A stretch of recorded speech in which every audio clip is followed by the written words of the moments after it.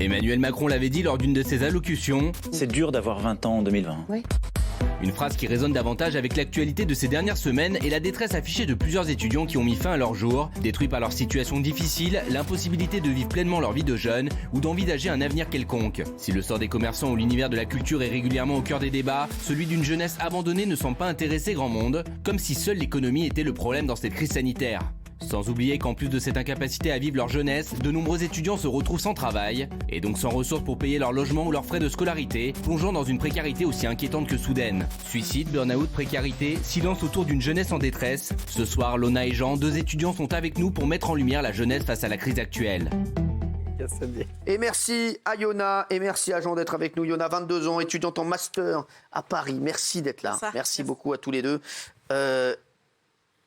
Je sais que alors je vous le dis, le témoignage de Yona et Jean, il va toucher énormément de monde, que ce soit des parents, des étudiants, des plus jeunes, des plus âgés. Vous vous sentez dans quel état aujourd'hui, Yona ? Moi, personnellement, je me sens en colère, en détresse, triste aussi de la situation actuelle. On est oubliés, on n'est pas entendus, et là, on en a marre. Vous êtes les grands oubliés de cette crise pour vous ? Totalement. Pourquoi ? Est-ce que vous avez déjà entendu le mot étudiant dans les allocutions ? Non, on parle des lycéens. C'est vrai. J'ai cru aujourd'hui, comme il y avait tout le monde, je me suis dit, bon, on va en parler. C'était les Energy Music Awards des ministres, je vous le dis, cet après-midi. Donc, je me suis dit, à un moment, ils vont peut-être parler des étudiants, on aura peut-être des réponses à vous donner ce soir. Non, il y avait bien Jean-Michel Blanquer, mais vous, c'est vrai que vous n'avez pas été cité, les étudiants, la jeunesse, voilà, c'est vrai. Et je crois que ça vous rend complètement fou parce qu'aujourd'hui, vous êtes confiné chez vous dans votre appartement. Votre quotidien, c'est devenu une angoisse totale, non ? C'est ça. On est en cours du matin au soir. Ouais. De 8h jusqu'à 18h30, 19h. On enchaîne avec quoi ? Les devoirs. Donc c'est un quotidien, on ne fait rien d'autre, on ne voit personne. On est tout seul derrière un écran du matin au soir, c'est plus possible. Alors, vous vous rendez compte, à 22 ans, il y a de plus en plus de dépression. C'est vrai, il y a plein de jeunes qui sont en dépression de 20, 22 ans, 23 ans, 18 ans. C'est incroyable. Totalement.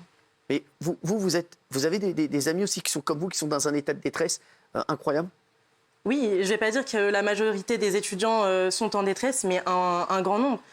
Pour ma part, j'ai eu le Covid 2 fois, donc une fois en septembre et une fois le 24 décembre. Ah ouais, sympa. Donc imaginez un étudiant passant les fêtes de fin d'année tout seul, sans sa famille, sans rien. Oui, donc on est beaucoup à avoir vécu ça et là, on tire l'alarme en fait, c'est plus possible. Alors, vous dites que c'en est trop. Quand vous dites que c'en est trop, vous dites quoi ? Vous dites on va arrêter de suivre les consignes, on aimerait qu'on s'occupe plus de nous. C'est quoi votre cri d'alarme ?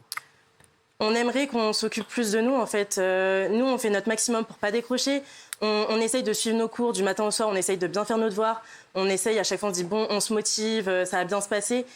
Mais à force, c'est plus possible. Et voilà, on voudrait arrêter d'être oubliés, on voudrait qu'on s'intéresse à nous. On aimerait qu'on nous demande aussi notre avis, parce que notre avis, on essaye de le donner, on nous écoute pas.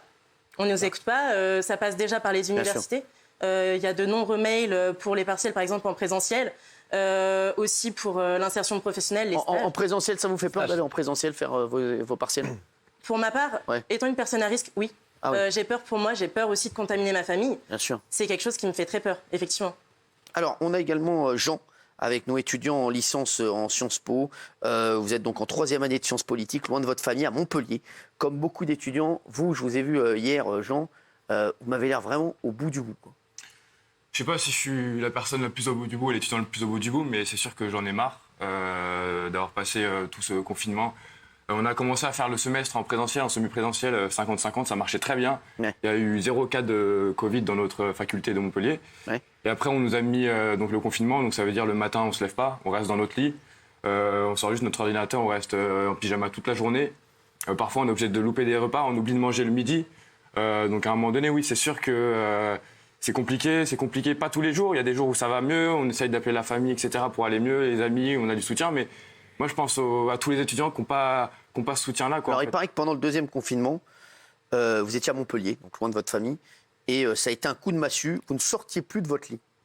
Bah, c'est ça, en fait. Je me levais le matin, je me disais, je vais aller prendre mon petit-déj. Au final, non, je me disais, non, j'ai un CM, j'ai un cours magistral directement. Donc, en fait, je me lève pas, je prends juste mon ordinateur, je l'allume. Et voilà, je note les cours, etc. quoi. Et bien sûr, j'essaie de faire des pauses. Mais je reste toute la journée en pyjama, quoi. C'est vraiment ça le truc. Ça vous est arrivé de péter les plombs, de dire voilà. Et... Oui, ça m'est arrivé. C'est sûr qu'il y a des moments où on se demande mais pourquoi on nous fait subir ça, quoi. Et du coup, il y a des moments où j'avais envie de taper sur un mur, bien sûr, mais ça a été très difficile et j'essaie de relativiser quand même à chaque fois, de me dire que c'est pas la pire des situations. Il y a des gens qui sont encore pires que moi, etc. Mais c'est sûr que c'est très dur. Alors, il y a beaucoup de cas de suicide chez les étudiants de plus en plus. Ce week-end, il y a un étudiant lyonnais qui a tenté de mettre fin à ses jours en se jetant de la fenêtre du 4e étage de sa chambre universitaire.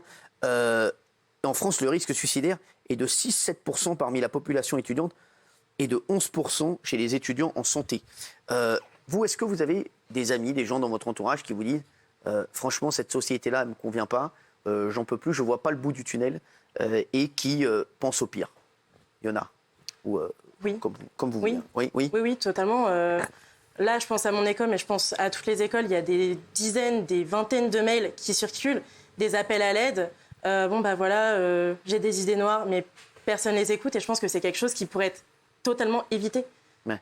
Sur les réseaux sociaux, il y a des appels à l'aide. Le gouvernement ne les entend pas. Ils font l'autruche, je suis désolée. On a l'impression vraiment d'être une génération sacrifiée, quoi, par le gouvernement. C'est ça.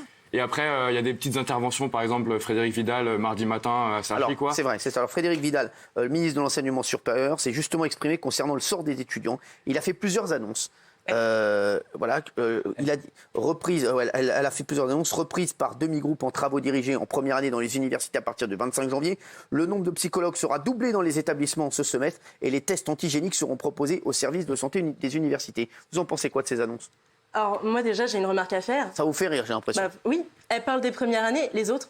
Ouais. Qu'est-ce qu'on fait? Effectivement, les premières années, ils sortent du lycée, c'est dur pour eux de décrocher, etc. Je suis d'accord, mais on est tous dans le même cas. Donc pourquoi eux et pas nous? Nous, on est tous pareils, on est tous derrière notre écran, on aimerait retourner en cours. On en a besoin de voir nos professeurs, on a besoin de voir nos camarades. C'est plus possible. C'est ça, et en fait, c'est déjà bien de faire ça. Mais le problème, c'est que c'est le minimum. C'est pas suffisant, en fait, de dire ça. Doubler les psychologues, ça va doubler, ça veut dire qu'au lieu d'en avoir un, il y en aura deux pour 40 000 étudiants. C'est ça, en fait. C'est ça. Ouais.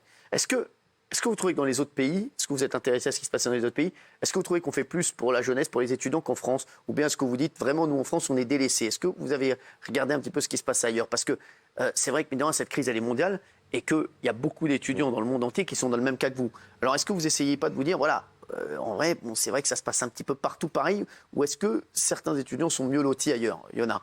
Alors moi, j'ai quand même l'impression que les étudiants des autres pays sont quand même plus écoutés.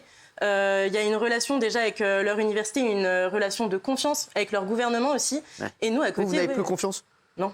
Vraiment? Non. Parce que vous allez être ceux qui vont voter oui, exactement. En 2022. Est-ce que vous avez déjà une idée pour qui vous allez voter ou là, pas du tout?